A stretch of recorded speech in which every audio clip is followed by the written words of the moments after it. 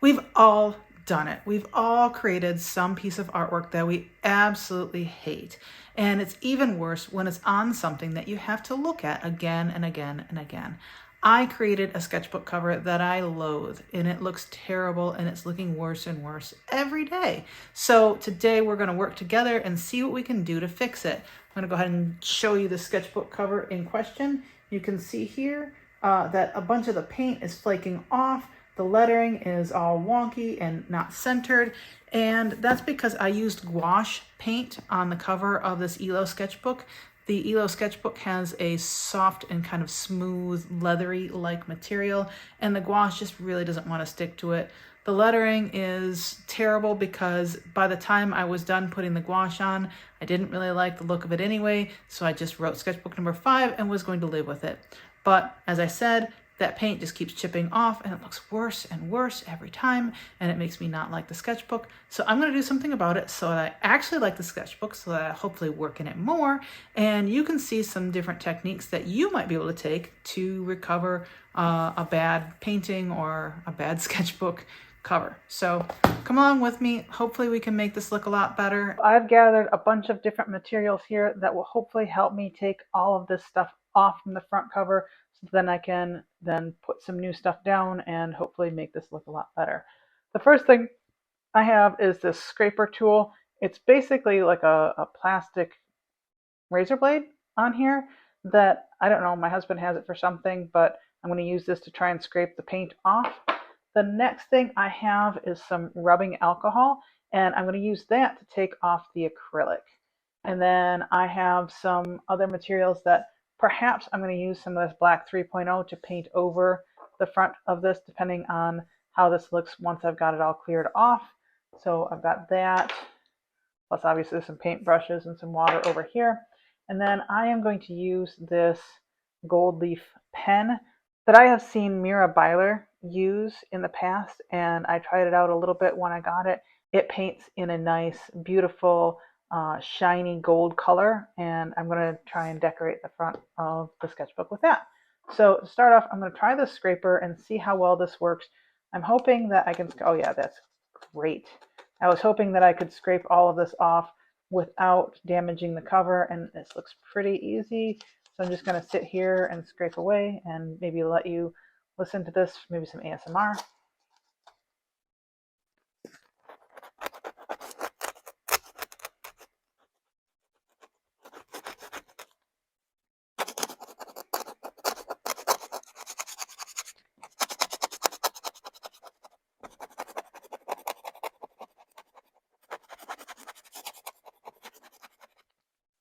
Okay, that's enough of that. I'm going to go ahead and pause the recording now, finish scraping this all off, and then I will see you when I'm done with that.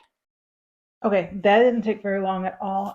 The one that I wasn't sure about how to tackle was this acrylic marker. I wasn't sure how I could take that off. So quick Google search later, and it turns out that the rubbing alcohol will actually work. And you can see here, this number 5, a little bit missing. I tested it before the video just to make sure that this works. So that's what this paper towel and the rubbing alcohol are for. I'm just going to put a little bit on there and then just wipe it, and hopefully a nice clean sketchbook cover to start from. Oh, that's working beautifully. And because it's rubbing alcohol, it dries very quickly. I'm just going to go ahead and give the whole cover a nice wipe to make sure I got all of the gouache off as well.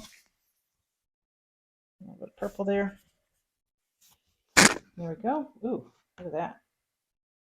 Yep, that got all that off. So that looks great now. I'm going to let that dry for a minute.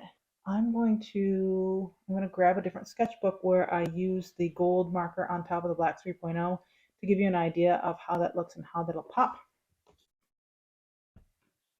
Here we are. At the top here is the black 3.0, and you can see how like absolutely devoid of any color that is, how that looks. And then here, this line here is the gold foil marker, and I'll just go ahead and do that again so you can just see how satisfying that is and how nice and beautiful and shiny that is. So I'm really happy with how that looks. So we're going to try, at the very least, the gold marker on top of the black sketchbook let's go ahead and look at the sketchbook really quick here. We can see that it looks like it maybe discolored the sketchbook, and you can still see the word sketchbook on there, and I kind of don't like that. So I'm going to go ahead and try putting the black 3.0 on the cover of this and see how that looks, and then we'll come back and do some nice line art on here and make this look cool again.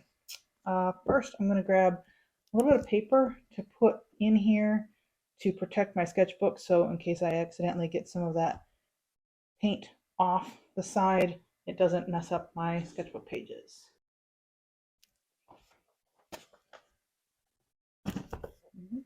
Get that out of the way. There we go. I got this black 3.0 for Christmas. This is from a company called Culture Hustle. Oh no, it didn't get closed. And I've used it just a couple times just playing with it. Not sure why it's not closing. But it is delightful. I have seen some artists complain about it not being as black after you've had it for a little while. And I did notice that, but then I found that if you just shake it up real well, it's fine again. You probably have to shake it longer than you would think you would need to. Just like shake it and shake it and shake it until you can't shake it anymore, and then it'll be beautiful and nice and dark and black. So I'm going to go ahead and shake this up, and we'll be back. Okay, I've given that a nice shake, so I'm going to go ahead and open this up and squeeze a little bit out. You can usually see if it's going to be less than good when you squeeze it out. If it's really liquidy, then it's probably not going to be as nice and dark as you want it to be. But when it's looking nice and thick like this, you can kind of see, maybe kind of see how thick that is, a little bit shiny. Then you're probably good. So I'm going to just go ahead and start spreading this out. Oh yeah, that's looking pretty good. All right, let's just zoom through this part. I'm just putting the paint on the front. I'm going to put a nice even coat on here, and then at the very end I will take my brush and go across in long even strokes in order to reduce any visibility to those brush strokes, and then we'll let it dry and see how it looks.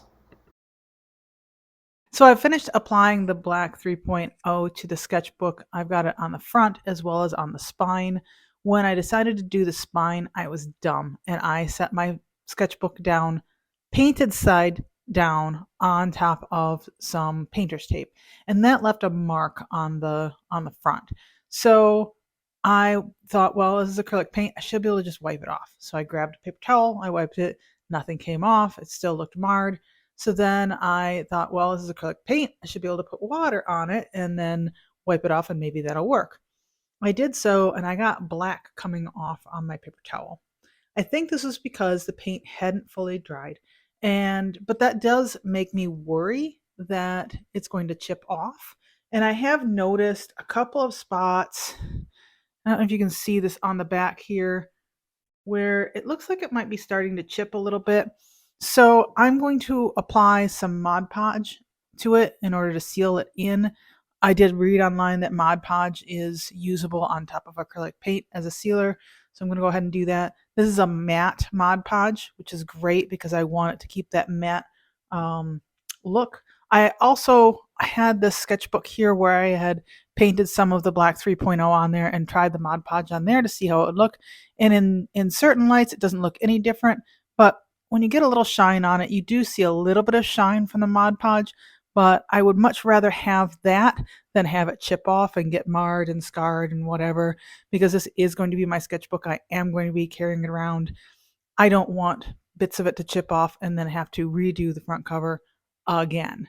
So I'm going to go ahead and apply that Mod Podge, and then we'll let that dry, and then we'll be back and I'll show you the design that I'm going to do with the marker, and then we'll see how that looks once it's done.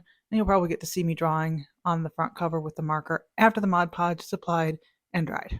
All right, so I have applied the Mod Podge and I've let it dry. You can see it looks pretty good. There's a little bit of white around the edges. I think I just applied a little bit too much Mod Podge. I'm not going to worry about that.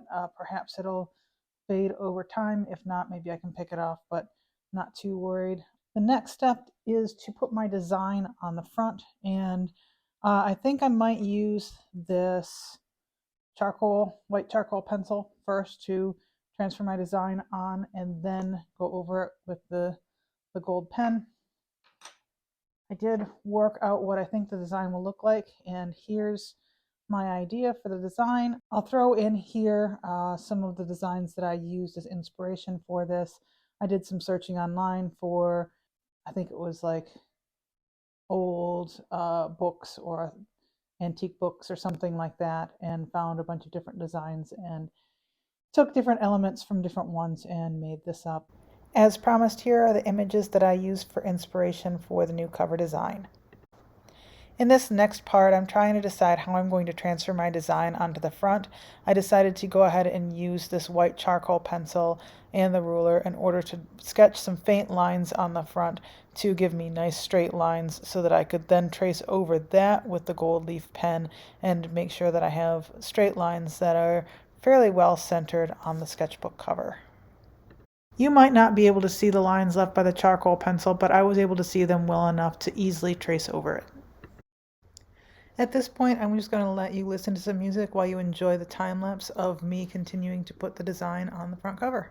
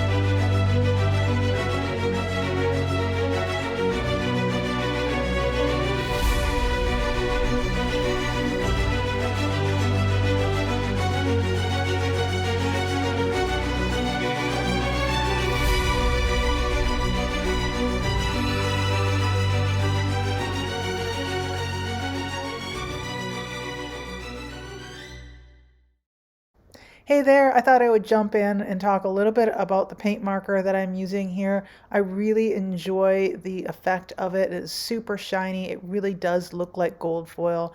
A couple of downsides that I had with regards to the marker were it smells really bad when you're using it, so you'd want to use it for short periods of time and or in a well-ventilated area.